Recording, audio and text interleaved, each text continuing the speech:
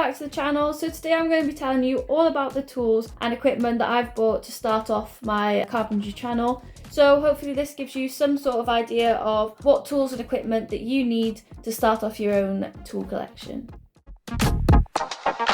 So majority of the tools I'm showing in this video are from Aldi, where I went in late summer with my dad just to pick up some tools before I started this project and to make sure I had some of the right equipment before I got started. I'm not sure whether this product's still in Aldi, however there are similar products you can get from stores just like this. You can also have a look online just for products around the same price range, as these were really reasonably priced.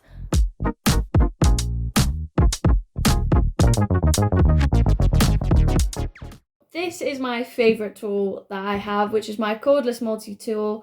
It's so convenient and so easy to use. You can do it on metal, wood. I do really recommend having one of these products if you can. You can get ones with stabilizers in if you wanted, just so it's not so rough on your hands. But this tool I really like using, and I found it very useful throughout my pieces so far.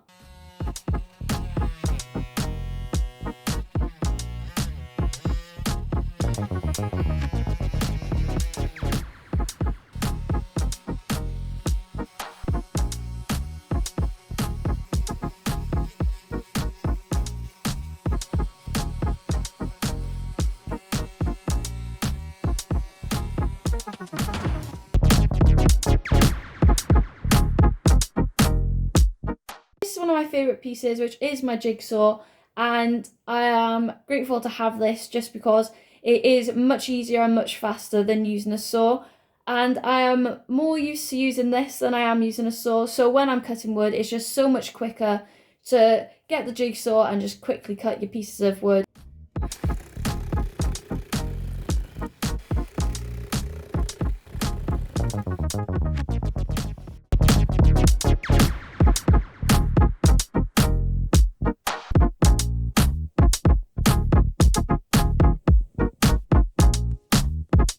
This is my screwdriver set. It actually comes with quite a lot, which is impressive, especially for the price it was. It is a great piece to have and very handy when you're working with different types of screws, different fittings, and I can't wait to start using all these different screwdrivers.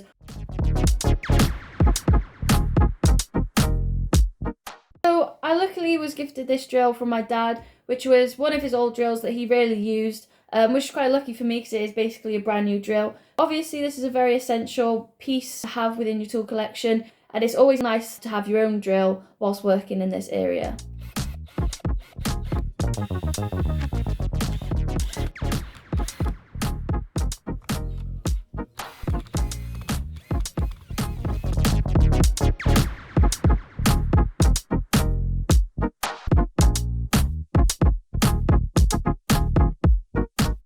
Whilst we were buying the tools, we had to buy the batteries, and this was just the battery that came in the box, and then this one is a charger and the battery. So these are very handy to have, as obviously you need them for all your tools. They fit in with my multi-tool, my saw, so if you get tools within the same range, buying the same battery for them you can use throughout all of your tools is very handy. So sticking with around the same kind of brand is always quite useful when you're buying tools.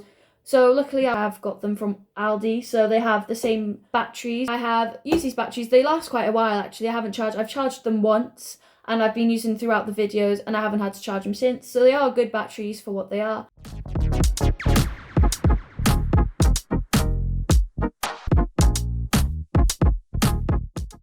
This is the vise that I've recently bought as well, which is very handy to have, especially working at home. Just because you need some sort of stability onto your table whilst working with the different pieces of wood, like sanding and cutting and stuff. So I've actually used it much more than I thought I would. You see, I've got all my different accessories and bits and pieces that you obviously will need for carpentry. So I've got my tape measure, which I just got from B&Q. Obviously safety goggles you do need whilst working with wood because it does splinter and all the dust can go in your eyes. So you definitely need these. I have got a metal ruler that has a tri-square on it, which is really handy just to make sure you've got straight lines. And then one of the other pieces I do have is my mask. This is a non-essential piece to have, but it is good to work with wood, especially if you're working inside a room or inside a closed area, just because the fumes you will be breathing in and all the dust you can breathe in it's good just to have some of this, especially if you're doing routing or if you're constantly sanding as well. It's always good to have one of these.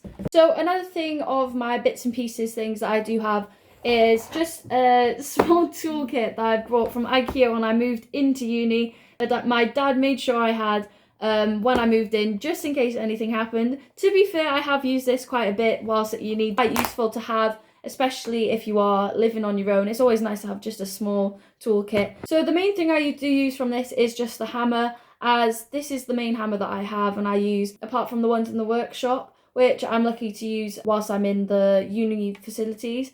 So this is the one I use at home. It does the job, obviously, it's just a hammer, so any hammer will do.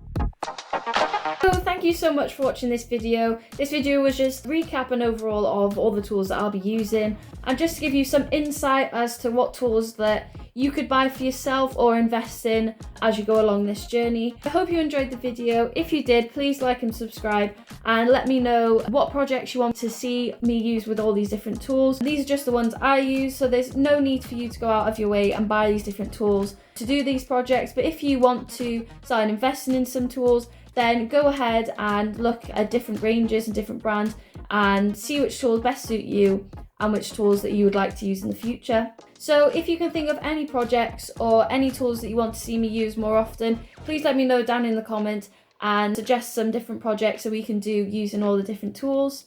Let me know down in the comments which tools you have and which tools are your favourite to use.